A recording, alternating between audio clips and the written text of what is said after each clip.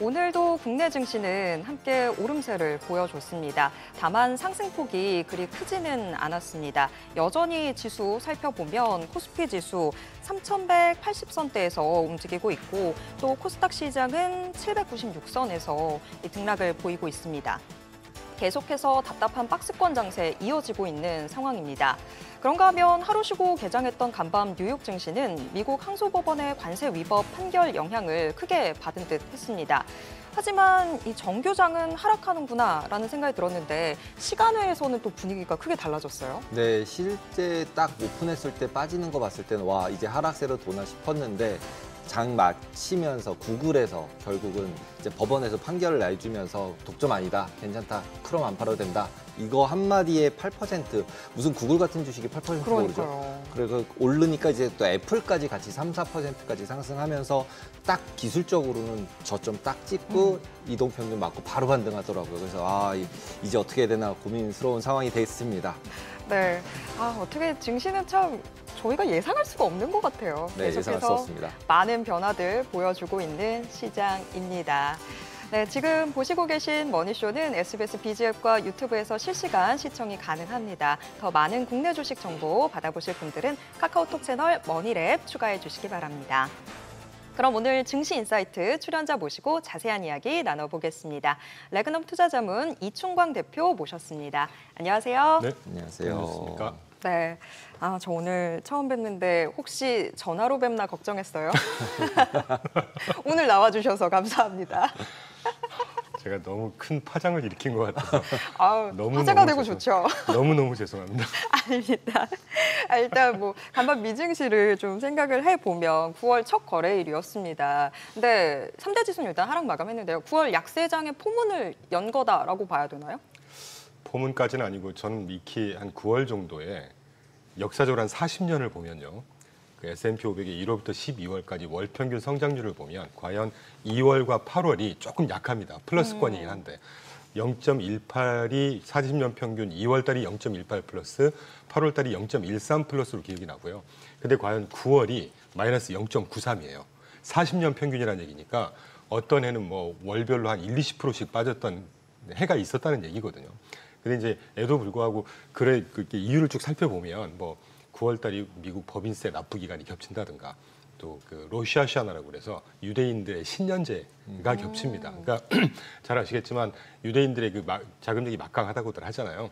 우리나라도 왜 연말 연초 되면 설날 맞이하고 그러면 기관편 북클로징하고 일단 정리해놓고 갔다 와서 또 하고 이런 것들이 겹치는데 요 정도의 늘상이 있는 이슈들만 보면 이렇게 크게 빠지진 않았습니다. 사실 한 10번 정도면 제가 통계를 내보니까 한 4번 정도 그러니까 횟수로 한 40% 정도가 마이너스고 나머지 다 플러스가 맞아요. 그런데 왜 이게 마이너스 0.93으로 많이 평균이 많이 깎아먹는 것처럼 나오느냐.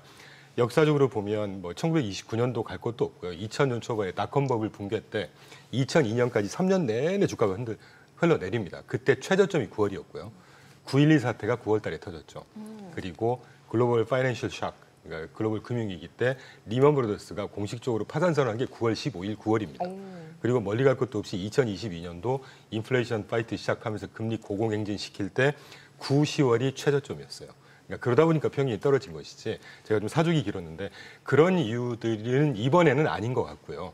이번에는 사실 여러 이제 언론에서 여러 가지 인플레이션 우려, 또 FMC 관망세, 이익 실현성 다 믹스가 되어 있겠죠. 그런데 제가 보고 있는 또 다른 하나의 이슈는 올 3분기가 사실 상반기까지만 해도 올해 9.2조 달러의 미국 국채 만기가 도래하는데 그중에 70%가 상반기에 다 만기가 도래했습니다. 그러니까 기존에 10년물, 30년물 막 차원 발행하고 했던 거는 신규 발행이 아니고 그거 차원 발행으로만 계속 했었거든요. 3분기부터 이제 결론만 말씀드리면 3분기에 1조 70억 달러 정도의 신규 채권 발행을 해야 돼요. 이거 우리가 알게 모르게 지금 국채 시장에 이 미국채 공급이 계속 늘어나고 있는 것이죠. 거기에다가 우리가 잘 언급은 안 됐었지만 최근에는 언급되기 시작하더라고요. 유럽, 그러니까 프랑스, 영국, 일본, 독일. 이런데 지금 재정 적자 문제 영국이 지금 우리가 신경 안 썼지만 공공부채가 GDP의 95.1%입니다 지금. 이런 것 때문에 주요국들이 점점 이제 장기 금리들이 막 튀어오르는 이런 거에 편승한 그거가 9월 초 이게 좀 마음도 조금 얼어붙어 있었고 이런 것들이 팍 튀면서 어제 좀 빠졌는데 저는 그 조정의 강도가 그렇게 셀 거라고 생각은 안 하고 있습니다. 이따가 기회가 되면 말씀드리겠지만 하반기에 굵직한 어떤 정책적인 호재들이 남아있기 때문에 네. 조정은 분명히 있을 거라고는 봅니다. 9월달 아까 말씀하신 9.11, 뭐 서브프라임, 뭐 기타 이런 이벤트들이 다 9월에 있었어가지고 9월은 그냥 싫거든요. 저도 그냥 싫은데 그 진짜 블랙스완이 뭐냐라고 했을 때 조금 아까 말씀하신 그런 유럽 재정 위기 이게 예전에 LDI 사태 그러니까 뭐 네네. 장기 부채들 금리 5% 이상 올라가면서 막 파생 상품들 다 트리거되고 이러면서 난리가 났었잖아요 유럽에서. 네네. 그러면서 이제 이슈가 됐었고 올해 같은 경우도 트럼프도 이제 얘기 계속해서 관세 때리고 하다가 금리 5% 되니까 바로 꼬리 내리고 다 풀어주고 그러니까 금리 5 이제 조금 있으면 갈 것 같은데 그러면은 지금 아까 말씀하신 이제 채권 발행 많아지고 그 다음에 실제로 프랑스, 영국 다 이슈가 생겼고 그 다음에 이미 근데 유럽은 돈 많이 풀었지 않았나요? 올해 들어서 계속 돈 풀고 있는 그렇죠. 상황인데도 올해부터 계속 풀기 불구하고 지금 금리가 저렇게 계속 쳐서 올라가면 실질적으로는 진짜 유럽이 뭔가 이벤트가 발생할 경우에는 금융시장 전체에 문제가 생기지 않나요? 그럴 수도 있죠. 네, 뭐 그럴 가능성이 아예 없다고 할 수는 없는데 네. 일단 제가 좀 이질적인 답일 수는 네. 있겠지만 유럽 지금 올해부터 돈을 뿌리면서 갑자기 금리가 이렇게 막 문제가 되고 있습니다. 반면에 2022년도부터 지금 그 상당 기준으로 미국 정책금리 5.5%를 유지하고 있어요. 100bp 떨어뜨려서 4.5지만 전 세계에서 제일 높은 수준입니다. 반면 그러니까 비교를 해보자는 거죠. 유럽이 올해부터 돈을 뿌렸고 그게 갑자기 죄송합니다. 장기 금리가 떠서 이렇게 벌써 문제가 되는데 지난 벌써 만으로 한 3년 된 미국 경제는 아직도 탄탄하다는 얘기죠. 그래서 저는 좀 이질적인 답변일 수는 있겠지만 지난 4월 8일 전 저점까지는 이 관세가 너무 파장이 크다 보니까 불확실성도 심했고 그래서 이제 엑소더스, 뭐 탈미국 이런 얘기가 많았죠. 우리 돌이켜 보시면 그때만 해도 무슨 뭐 미국 재정 문제 때문에 미국 국채가 끝났고 이런 과대 해석 굉장히 많았습니다. 그럼 앞으로 이제까지 우리가 언급했던 유럽 문제 비교를 해보자는 거죠. 어느 나라가 훨씬 더 안전자산으로서의 매력을 여전히 갖고 갈 수 있을까? 저는 단연 미국이라고 봅니다. 여기에 투자 아이디어를 채택을 하자 이 말이죠. 네. 예. 그래서 또 하나 여담이지만 아까 앵커님께서 말씀해 주신 유럽 문제가 왜 이렇게 갑자기 유럽이 잠잠하다가 갑자기 이렇게 된다는 얘기는 네. 경제 펀더멘털이든 금융 시스템이든 그만큼 취약하다는 얘기입니다. 그래서 뭐 홍보는 절대 아니지만 저는 이제 미국 위주의 투자를 하고 있는 이유가 이런 것들 저런 것들을 고려해서 그렇게 하고 있다는 말씀 좀 드리고 싶습니다. 홍보로 들리는데요. 근데 지금 뭐 간밤 사이에 유럽에서도 그랬고 미국도 그렇고 30년물 금리가 굉장히 크게 뭐 올라서 얘기가 많았었는데 근데 또 10년물 미국채 금리가 아직 4.5%랑은 좀 차이를 보이고 있어서 증시에는 그렇게까지 영향을 주지 않을 거다라는 얘기도 있더라고요. 그래서 30년물, 10년물 이렇게 구분해서 봐야 된다는 이야기도 있던데. 당연합니다. 30년물, 10년물 구분도 구분이지만 저는 장기물 금리, 10년물에서 30년물까지가 장기물 금리라고 하잖아요. 네. 장기물 금리는 적어도 미국에서는 지난 1월 13일 날이 4.81까지 10년물이 갑자기 오버슈팅 했다가 지금 쑥 3.99까지 떨어졌다가 4.23 왔다 갔다 하고 있습니다. 지금 저는 적어도 미국의 장기물, 특히 10년물, 지표물 금리는 4.5를 찍거나 이럴 가능성은 굉장히 낮다고 보는 것이 제가 이 자리에서 몇 번 다뤘었는데 지난 7월 달에 FRB에서 SLR, 보완적 레버리지 비율 규제 완화 결의했습니다. 네. 내용을 간단히 소개해드리면 BIS 국제결제은행에서 전 세계 은행들, 금융기관들의 재정 건전성을 관리 감독하는 숫자인데 그게 니네가 갖고 있는 총 엑스포저 대비 자본금을 최소한 3%는 유지해. 이건데 미국 같은 경우는 FRB에서 자체적으로 조금 더 엄격한 5%를 적용하고 있었어요. 그런데 GSIB라고 해서 글로벌 시스템 임포턴트 뱅크, JP모건 같은 초대형 은행들은 자체적으로 또 엄격하게 6에서 7% 제한을 하고 있었습니다. 그러면 그만큼 자본금을 더 많이 안정하게 쌓아놓고 있었다는 얘기죠. 그런데 이거를 규제 완화했다는 얘기는 국가에서 적용하는 5%를 3.5에서 4.5로 레인지로 인하시켜주겠다고 결의를 했고 스캇베센트가 지난달 계속 얘기를 하고 있는 게 올 여름이 지나면 시행할 거다. 9월부터 시행할 거예요. 그런 7월 달에 이걸 근거로 캐피탈그룹에서 산출한 바를 가지고 말씀드리면 5%를 3.61%, 3.63 정도로 떨어뜨릴 거라고 합니다. 평균적으로. 이렇게 되면 어떤 효과가 있냐면요. 우리 왜 지난주에도 20년물 뭐 나왔는데 조금 결과가 경매가 안 좋았고 그것 외국인들 투자하는 거 다 빼고요. 미국 국내 은행에서만 미국 국채를 신규로 살 수 있는 여력이 자그마치 5.6조 달러에서 10조 달러가 추가로 생깁니다. 이게 얼마나 큰 규모냐면요. 전 세계에서 미국 국채를 가장 많이 갖고 있는 나라가 일본이 1.1 트릴리언 달러 갖고 있습니다. 그럼 더 이상 10년물 금리 뭐 4.5를 오버슈팅하거나 저는 그럴 가능성이 굉장히 낮다고 봐요. 그렇기 때문에 다시 한번 말씀드리지만 채권 자산이건 특히 생각난 김에 또 말씀드리죠. 지지난달에 모닝스타에서 최근에 제가 그래서 이 자금의 흐름을 좀 안내를 드리려고 자료를 찾아보니까 안 나옵니다, 아직. 왜냐하면 자금이라는 게 주식시장, 뭐 메인스트리트 굉장히 채널이 많을 거 아니겠어요. 이걸 다 집계를 하다 보니까 보통 2, 3개월이 지나면 금융기관들이 얼마가 들어왔고 올해 얼마나 빠졌더라를 발표를 합니다. 근데 유일하게 한 달 전에 보니까 모닝스타에서 5월 달에 한 5천억 달러 정도가 미국 시장에서 탈자금 이동을 했습니다.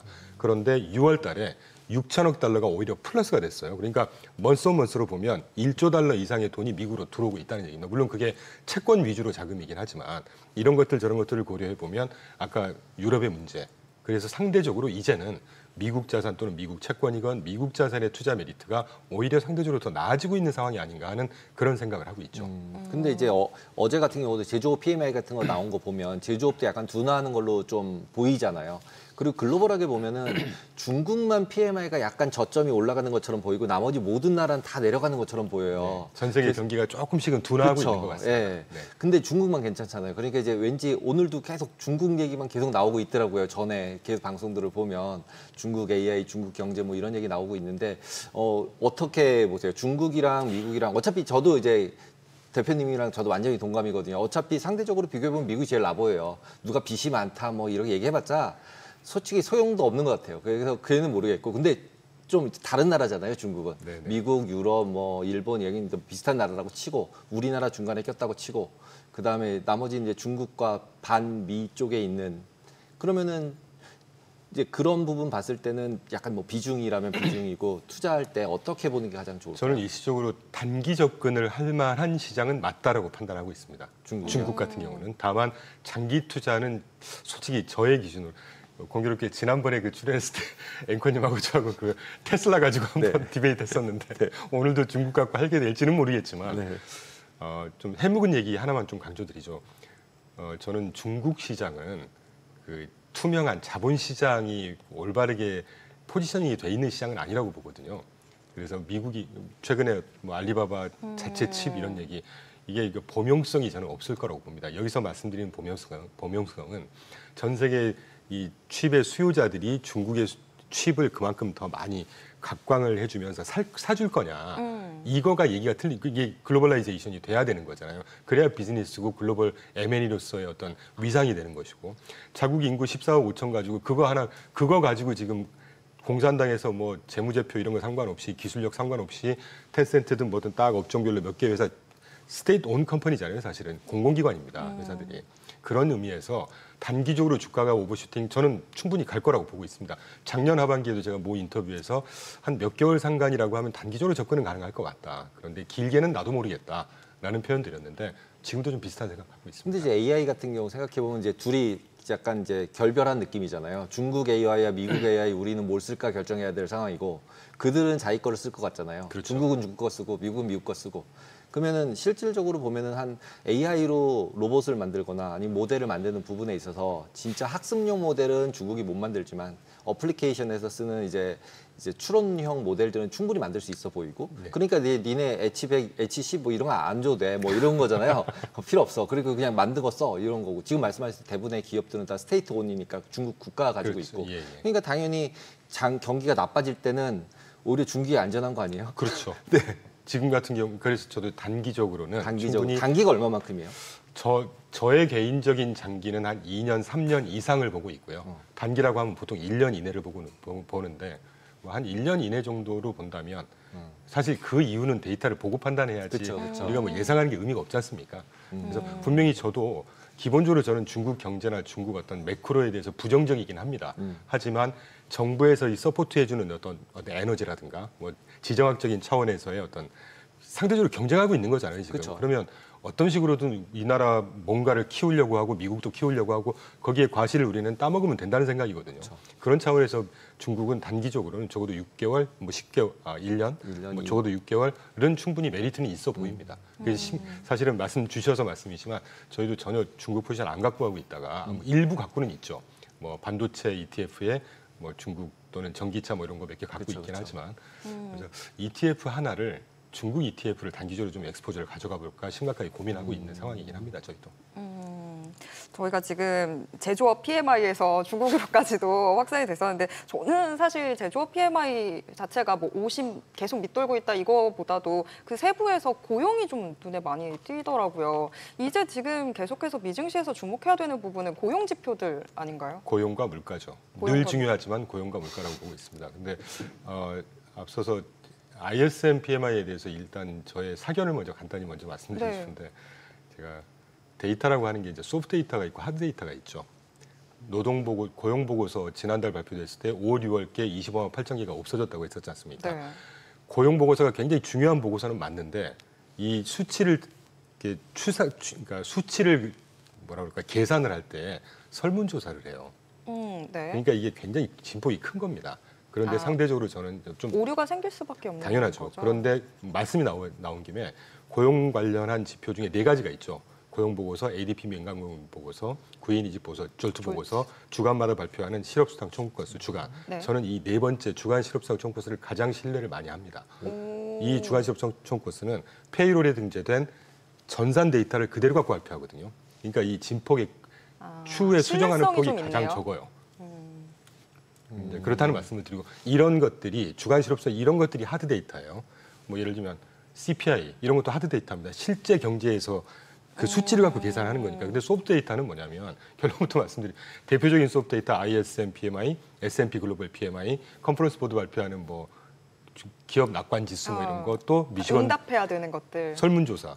응답도 응답이지만 그때도 말씀드렸어요. 어떻게 그걸 산출을 하냐면요. 전화합니다. 그래서 전기 대비 좋아졌니 나빠졌니 똑같니? 영어로 same이니 better off day니 worse off day 요 3가지 가지고 가산점을 부여해서 수치를 산출해요. 얼마나 실물 경제를 제대로 보여주겠냐는 거죠. 5월 달 전까지만 해도 미시간대, ISM 이런 거 굉장히 안 좋았습니다. 왜냐? 관세 때문에 막 얼어붙어 있었거든요. 그런데 5월 12일 날 정확히 미국과 일본이 1차 딜레이 한다고 딱 합의를 하자마자 그다음부터 미시간대 최근 거 조금 빠지고 있지만 그다음부터 바텀아웃하고 쭉쭉 또 올라갔어요. 그러니까 이 심리적인 걸 반영을 많이 하기 때문에 실물 또는 펀더멘털을 판단할 때 너무 크게 의존할 필요는 없지 않은가 하는 말씀을 먼저 드리고 네. 예상치보다 어제 조금 떨어지긴 했습니다만 ISM 제조업 지표가 전달 수치 대비해서는 그래도 개선됐었습니다. 그리고 또 하나 고용 말씀하셨지만 제가 고용 못지않게 중요하게 보는 거는 뉴 오더스라고 그래서 신규 주문이에요. 기업들의 신규 주문이 굉장히 중요한 지표거든요. 그건 또 전달 대비 네. 상승했어요. 그래서 생각보다 그게 나쁜 수치는 아니었다. 또 같이 발표된 S&P 글로벌 PMI는 또 굉장히 좋았습니다. 그리고 참고로 저한테 만약에 PMI 2가지 중에 뭘 더 중요하시게 보느냐라고 하신다면 저는 S&P 글로벌에서 발표하는 PMI를 더 그나마 신뢰를 합니다. 소프트 데이터임에도 불구하고. 왜냐하면 ISM은 중소기업 포함 안 하고요. 국내 기업만 한 400개 포함하는데 S&P 그리고 ISM은 정부기관도 포함을 해요. S&P 글로벌은 중소기업, 대기업 다 포함하고 있고 그렇기 때문에 신뢰도가 조금 더 낮다. 네, 그런 생각하고 있죠. 네. 이제 FOMC를 2주 앞두고 있는데 실제 오늘 이제 베이지북도 발표하고 그러면 이제 그 안에서 결국은 이제 연준은 지금 고용 얘기 저희가 계속 했지만 고용이 좋아질지 나빠질지를 저희가 예측을 하고 뭔가 이제 투자의 의사결정을 해야 되는 거잖아요. 그러니까 지금 고용 지표는 PMI 이런 데 나온 거 있을 때 그래도 좀 괜찮은 것 같다. 좀 나빠 보이지만 어떻게 보면 약간 지금 나온 저렇게 고용 PMI에서 나온 게 좀 저렇게 나쁘게 나왔지만 나쁜 거 아닌 것 같아. 이런 뉘앙스로 들리는데 베이스 굿 정도에서. 네, 그런데 지금 실제로 이번에 그러니까 주말에 나오는 고용 지표 같은 경우는 어떤 정도로 예상하고 계세요? 사실은 뭐 저 같은 미물이 예상하는 게 의미는 없다고 보지만 그쵸. 월가에서 네. 어제 현재까지 월가에서 지금 컨센서스가 7만 개에서 한 10만 개 정도 예상을 하고 있습니다. 그 정도면 나쁘지 않습니다. 그쵸. 그리고 주간 실업청 자꾸 제가 저는 신뢰하기 때문에 주간 실업상 청구 건수를 미루어 제가 말씀을 좀 드리면 연초만 해도 21만 건, 22만 초반까지 갔다가 슬금슬금 오르더니 24만 9천 건, 25만 건까지 갔었어요. 이것도 사실 문제는 없지만 그래도 계속 올라가는 트렌드였다가 오히려 한두 달, 한 3주 전부터는 또 빠지는 추세입니다. 그래서 22만 3천 건인가로 다시 빠져 있어요. 참고로 주간 실업성 청구 건수가 팬데믹 이전 20년 평균이 35만 개였습니다. 지금 22만 개, 23만 개가 무슨 문제가 되겠습니까? 그래서 이번 고용 보고서가 그런 거지 않습니까? 주간 실업성 청구 건수가 실시간으로 가장 잘 보여주는 건데 그게 많이 실업성 청구 건수 자체가 숫자가 계속 폭등을 하거나 상승을 해야 일자리가 없어지는 것 또는 실업률이 늘어난다고 해석할 수가 있는 거잖아요. 오히려 빠지고 있잖아요. 그래서 그렇게 최악의 숫자는 안 나오지 않을까 하는 생각을 하고 있습니다. 그리고 계절성이 분명히 있다고 저는 보고 있고요. 여름 되면 왜 그 우리 해묵은 얘기로 여름에 그 선생님들 미국 교사들은 다 퇴직을 합니다. 네. 실업률로 전환을 했다가 계약하면 다시 계약합니다. 우리나라하고 틀려요. 그리고 미국 공장들 여름에 한 빠르면 6월부터 시작을 하는데 6, 7, 8, 7, 8, 9에서 공장 막 돌리면 이게 노후화가 되고 녹이 쓴단 말이죠. 그럼 그거 개보수합니다. 그때 노동자들한테 댁에 가셨다 쉬었다 오세요. 실업률로 잡혀요. 이게 시즈널 이펙트가 분명히 있습니다. 그리고 실제 넌팜 페이롤 오늘은 제가 안 갖고 왔지만 넌팜 페이롤 그 과거 장기 그래프를 쭉 보시면 굉장히 올라갔다 떨어졌다를 굉장히 많이 반복을 하는데 떨어지는 부분이 항상 그 여름 시작하는 초반이 항상 빠졌다가 회복했다가 이런 패턴을 보이고 있어요. 그래서 이번에 뭐 시장을 그렇게 막 크래쉬가 오게 하거나 경기 침체의 어떤 다시 또 트리거를 막 역할을 하거나 이 정도는 아닐 거라고 생각하고 있습니다. 확실히 지금 대표님 시각이 뭐 9월에 대해서는 뭐 약세장 이야기들 많은데 뭔가 9월에 대해서 좀 긍정적으로 보고 계신 것 같아요. 아까 앞서서 지금 9월뿐만이 아니라 하반기에 좀 긍정적으로 보고 있는 정책적 요소들 있다라고 이야기를 해주셨는데 뭐 SLR 규제 완화도 뭔가 설핀 이야기를 하신 것 같고요. 그거 말고도 다른 것들 기대하시는 게 있을까요? 굵직굵직한 거 한 4개만 더 말씀드리죠. 일단 SLR 규제 완화는 금리 쪽은 확실히 잡을 수 있는 역할을 하지 않겠습니까? 5.6조에서 10조 달러입니다. 미국 은행에서만 살 수 있는 여력이. 그러면 국채 금리 뜯는 가능성은 굉장히 낮다고 봐도 되는 거고요. 그리고 우리 오빠 법안이라고 하잖아요. OBBBA. 네. 큰 축, 감세, 규제 완화. 우리가 자꾸 최근에 다른 이슈 때문에 조금 깜빡깜빡을 했지만 그 테크 기업들, 전기 전자 기업들 설비 투자했을 때 보통은 감가상각을 뭐 한 10에서 10년 찔끔찔끔 해줍니다. 화끈하죠. 이번에 100% 다 한 방에 다 비용 처리해주겠다고 그랬습니다. 증거.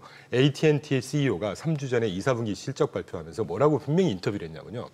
이 OBBBA에서 비용 처리 일시적으로 해주는 것 덕분에 25년부터 27년 3년 동안 적게는 28억 달러, 많게는 80억 달러 정도의 비용 절감 효과가 기대된다라고 얘기를 했고 그 이후에 적지 않은 회사들이 비슷한 내용으로 OBBBA 덕분에 죄송합니다.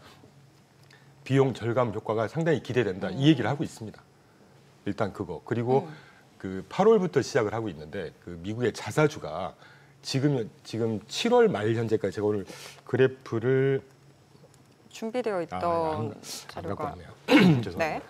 그 8월부터 시작하고 있는데 미국 자사주가 이제까지 역대급으로 가장 높은 수준이에요. 지금 7월 말 현재 약 9천억 달러 정도의 자사주를 계속 매입하고 있습니다. 그게 과거 한 20년 내에 가장 대규모로 하고 있어요. 참고로 그 애플이 2년 전 챗GPT 처음 나올 때만 해도 애플이 이상하게 인공지능 라운드에서는 좀 밀려났다 뭐 이런 얘기가 많았죠. 많죠. 주가 안 빠지죠. 과거 12년 동안 애플의 자사주 매입이 44%를 매입해서 소각시켜 버렸습니다. 주가가 빠질 수가 없는 것이죠. 자사주가 이렇게 큰 효과가 있습니다. 그리고 또 하나 우리가 가장 큰 호재가 뭐가 남아 있나? 아까도 우리가 언급했었던 9월이 됐건 10월이 됐건 FOMC 금리 인하하겠죠.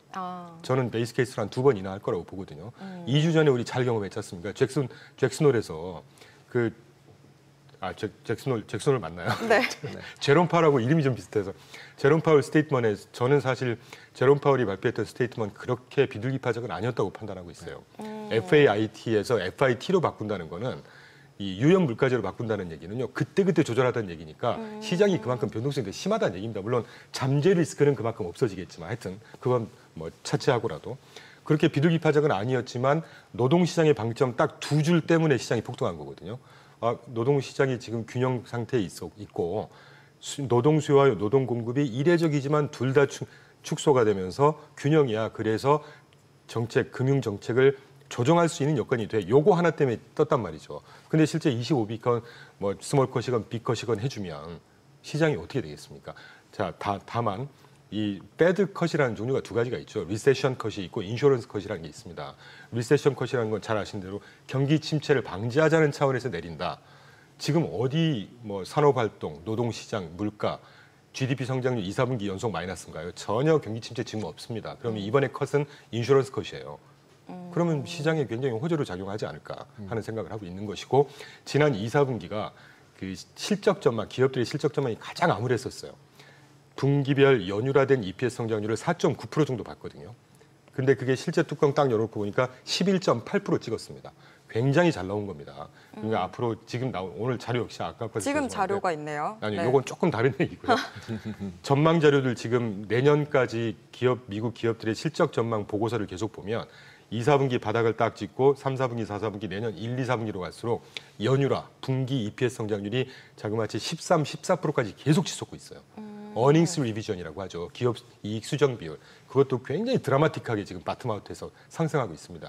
이런 것들 몇 개만 보더라도 양적 성장, 기본적인 우상향 저는 전제하고 있다는 말씀을 드리고 싶죠. 지금 이제 대표님은 이제 우상향이다 확정을 지었으면은 종류가 이제 어디다 투자할까? 네, 네. 나스닥이다, S&P다. 그다음에 무슨 뭐 지수에다 할지 아니면은 뭐 커버드 콜 요즘 많고 또 배당도 많고 종류도 ETF도 너무 많잖아요. 4,100개 정도 되니까요. 네, 이게 종목수보다 더 많으니까 네 거기서 어떻게 골라야 되는지 그리고 그런 걸 이제 자문하고 계시니까 네, 보통 네. 어떤 거를 추천을 해주시나요? 저희는 조금 다르게 어프로치를 하고 있고요. 이것도 약간 홍보일 수 있는데 마음껏 하십시오.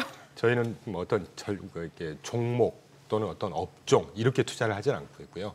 조금 자세하게 투자 전략으로 나눕니다. 한 57개 정도의 투자 전략으로 자산군별로 9개 자산군에 해당하는 57개 투자 전략으로 나눠서 거기에 해당하는 ETF를 쭉 카테고라이제이션을 하고 거기서 선택을 하거든요.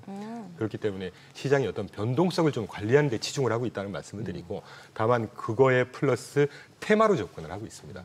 예를 들면 저희 뭐 가장 공격적인 주식형 포트폴리오 같으면 우라늄 테마, 그다음에 CHAT라고 해서 그 테크 비슷한 뭐 조금 그런 거, 반도체 중요하고요. 그리고 이제 그 산업재 같은 거, 중소형 산업재 이런 식의 어떤 테마로 접근을 하고 있다는 말씀을 좀 드리죠. 그럼 지금 요즘 유행하는 커버드 콜이다, 뭐 배당 슈드 뭐 이런 거 같이 아니면 제피 이런 거 같은 이제 배당형 같은 거는 따로 이렇게 관련하시는 게 아니라 저희 자산 배분형의 고배당형들을 제피 투자했다가 이익 실현해서 다른 걸로 바꾼 상태고요. 예, 커버드 콜도 채권 커버드 콜을 갖고 있습니다. 저희는 왜냐하면 금리가 장기채 금리가 저희는 공격적으로 인하는 당장은 안 될 거라고 보고 있습니다. 지금까지는. 근데 이제 조금 금리 인하가 한 9월 정도는 지나야 이제 그때서 정도는 금리가 인하될 타이밍이 되지 않을까 하는 생각이어서 그때 정도 이제 조금 뭐 듀레이션 배팅을 한다든가 이제 이런 식으로 할 요량으로 갖고 있죠. 근데 ETF 투자 자체가 변동성에서 굉장히 좀 많은 부분을 보완을 해줄 수 있을 것 같긴 한데 네, 그럼에도 불구하고 혹시 위험 요소 같은 건 없을까요? 위험 요소가 왜 없겠습니까? 기본적으로 뭐 가격이 빠지는 위험은 늘 있는 것이죠. 그렇죠. 그리고 또 하나는 보통 ETF 같은 경우는 이제 대부분의 하우스들이 어떤 그렇지 않은 하우스도 있지만 인덱스를 발표를 하거든요. 자체 인덱스를. 그 말은 시청자분들께서 이해하시기 쉽게 설명을 좀 드리면 애초에 우리가 이런 분야, 이런 전략으로만 투자를 할게요라고 해서 그런 해당되는 종목만 투자를 합니다. 이게 어떻게 보면 인덱스와 액티브를 조금 섞는 것이죠. 근데 반면에 펀드 같은 경우는 매니저가 다 알아서 하는 거잖아요. 그런 차원에서 이제 변동성의 리스크가 조금 덜하다는 말씀이고, 그러다 보니까 잠재적인 리스크라고 하는 게 우리가 좋게 봤던 어떤 테마나 분야가 만약에 안 좋아져 버리면 이건 답이 없는 것이죠. 매니저 같으면 이런 분야 저런 분야 섞을 텐데, 그래서 이제 저희 같은 자문사는 어떤 테마, 여러 개 테마를 좀 섞어서 관리를 한다. 뭐 요 정도. 그러니까 그런 리스크 정도가 있고는 뭐 종목도 굉장히 많이 분산이 돼 있고 보수 자체도 싸고 보유 종목도 실시간으로 볼 수가 있고 뭐 단점보다는 장점이 좀 많은 투자 대상 자산이 아닐까 하는 생각을 하고 있죠. 상품 너무 많긴 하잖아요. 네네. 뭐 4,000개 넘는다고 했는데 추천 하나만 해주세요. 제가 이진우 소장님하고 하면서도 한번 추천드렸는데 식상하실 수도 있겠지만 AIRR이라고요. 중소형 산업재가 있습니다. 중소형 산업재. 배경을 좀 잠깐 설명드리면 우리가 벌써 이제 망각을 했죠. 2021년 11월인가요? 인프라법 통과됐지 않습니까? 네. Infrastructure and Investment Jobs Act입니다. 이게. 미국 전역이 미국 가보셔서 아시겠지만 굉장히 낙후돼 있어요. 2차 세계대전 이후에 한 번도 도로를 새로 깔거나 공공기관을 새로 레노베이션 한 적이 거의 없습니다. 그걸 전 국토를 완전히 새로 다 리노베이션 하자는 법이에요, 사실. 그러면서 일자리를 만들자 하는 법입니다. IIJA법. 제목 보면 딱 답이 나오거든요.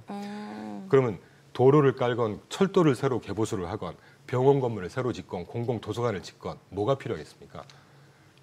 거기에 원자재 뭐 이런 것들 다 배달해야 되고 제조해야 되고 거기에 직접적인 수혜를 받는 분야가 어딜까요? 산업재라고 저는 보는 것이고 실제 올해 제가 오늘 자료를 준비 안 해도 된다고 하셔서 제가 안 갖고 왔는데 오늘 현재까지 연초 이후에 미국의 업종 11개 업종이 있습니다. S&P 500, S&P 500 이퀄 웨이트, 나스닥 포함해서 11개 업종을 쭉 보시면요. 제일 연초 이후 YTD 현재까지 가장 높은 업종별로 수익률이 제일 높은 부분이 산업재입니다.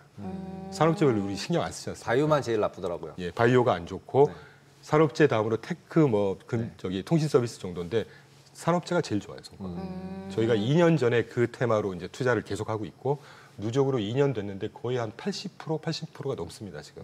네. 그래서 AI 알랄 같은 경우를 한번 보시고 또 하나는 왜 저희는 그냥 중소형이 아니라 산업재가 아니라 중소형 산업재를 하고 있냐면 저희가 이제 애초에 처음에 산업재를 쭉 공부를 하다 이렇게 서치를 하다 보니까 이게 무슨 UPS 이런 종목이 들어가 있습니다. 딜리버리 해준다 그래서 그 직접적인 수혜가 아니잖아요. 대형주 다 빼버리고 직접적인 수혜를 보는 것들을 보니까 중소형들이더라고요. 그래서 저희가 2년 전만 해도 중소형 메리트 그렇게 없었습니다. 예, 그래서 이제 에도 불구하고 했는데 상당히 잘 선택했던 경우였던 것 같아요. 앞으로도 충분히 이게 왜 좀 계속 꼬리를 무는데 왜 제가 추천을 앞으로 오르지 않을 것 같으면 추천 안 드렸을 거예요. 근데 아까 말씀드린 대로 규제 완화, 감세, 금리 인하 여기에 가장 수혜를 보는 상대적으로 큰 탄력을 받는 게 부동산 중소형이란 말이죠.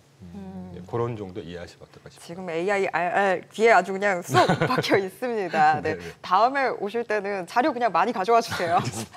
네, 오늘 말씀 여기까지 듣겠습니다. 네. 고맙습니다. 감사합니다.